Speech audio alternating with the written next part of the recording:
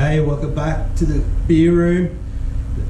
Wasn't going to do a video or a beer review today, but on hearing the news this morning of George Pell passing away, I thought it was time to celebrate. So we're going to do a special beer review. Pell's Going to Hell. So this beer review goes out to all victims of pedophiles. There's no room for those grubs on this planet, and there's no words that you could even describe him or any pedophile. They are the lowest of low of form of human being. They're lower than a fucking grub. They're lower than a fucking dog. So have fun in hell as you get fucking molested by 1,000 fucking zombies that live in fucking hell. You piece of fucking shit. So this is a West Coast IPA. It's from the Big Shed Brewing Co. I haven't really researched this beer very much because I wasn't going to do it today, but anyway, for today it's been renamed Pell's Going to Hell West Coast IPA. We'll pour it into the glass and then we'll just give the can a bit of a read. Pretty cool looking can, it's got palm trees on it. It's got a sign where it's crossed out bears, so maybe that should be a cross out sign on pedos, I think. That's there. You can see it. 2.2 standard drinks, so that would make the alcohol content, where is it? 7.5. It's got an IBU of 65, so it's going to be nice and bitter. The malts is a pale and a light crystal malts. The hops are Centennial and Chinook. Gives its bitterness from those two hops. It's a pretty cool can. It's got a lot of info on it. It's got a flavour intensity. It's one or maybe 2 dots down from full. If you can see that, I don't know. Zoom in. So this brewery is in South Australia, Royal Park. BigShed.beer if you want to check out their website. No preservatives, keep cold, drink fresh, please recycle. Yeah. Okay, so it says down the bottom here, the IPA may have its roots in the UK, but our Californicator is all about West Coast USA, and the West is all about the hops. We've selected American hop varieties to bring citrus, apricot, passion fruit and pine. Big flavours are balanced with caramel malts to take you on a gnarly ride. West Coast is the best coast. And they're an independent brewer.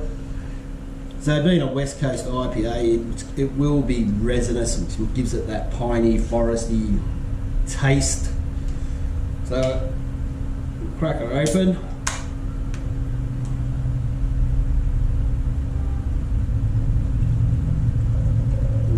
See that, it's a deep amber, almost reddish, beautiful off-white, light tan head on that.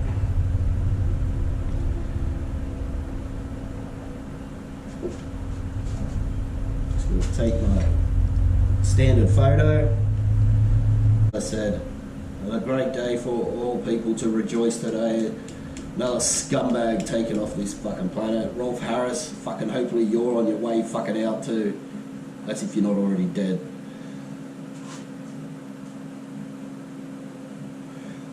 So that looks a fucking treat, this beer. Bit of carbonation, not too much. Beautiful looking colour. Oh, smells like, I don't know, what would you say? It smells like beer. It smells like a big fruit bowl of fruity goodness. I can smell the pine. You can smell the apricot. You can smell the citrus. You can smell it all. We'll give it a taste.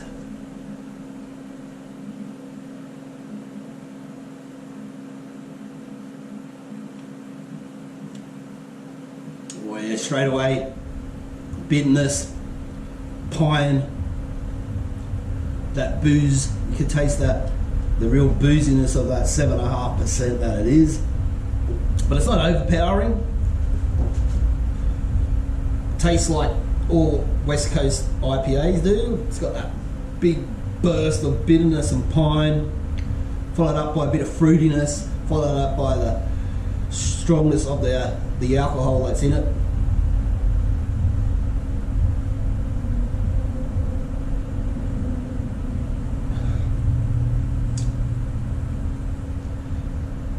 Yeah, so that's a beautiful beer to celebrate this great day on. I don't know if I've had any other from Big Shed. I do know that they were in the Gab's Top 100 last year. I don't know if it was for this beer. That's another thing I'm going to do maybe this weekend. I am going to go through my list of last year's or this year's. It's hard to say what it is, whether it's this year or last year, but they do it this year. So, I mean last year. So January last year they brought out the Top 100 for 2022, and I was endeavouring on trying to drink as many of those beers on the Top 100 as I could. I think I've got through about 30 of them, maybe. There's a lot of beers that's to get through, and even just to try to find, like a lot of them, they're not all stocked in, well, we're not in my local bottle shops anyway, so I did give it a good go. So maybe this weekend I'll go through that. I'll show you what I've drank. This year's coming up soon, the voting, so I've already voted. I did the Mountain Culture Status Quo and the Mountain Culture, is it the California one, or was it Be Kind Rewind? I think it's the California one, which is somewhere here. I don't know where it is. I did have a can of it. Oh, it's over there. The Cali. It's the Cali. Back to Cali. And then I think I did Rusty Penny, which is another one, local brewery in Penrith. Did their lager, and then I think I did the Hawks lager, and I can't remember what the fifth one was. But anyway, we'll go through that again, talk about that a little bit. So, let's have another taste of this little beauty.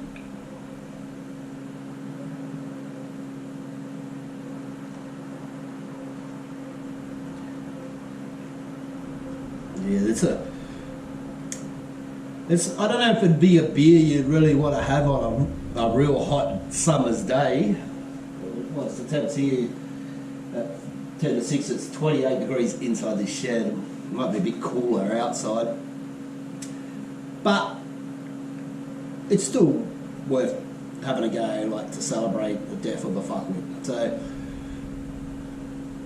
maybe when it starts to get cooler, this would be even more delicious.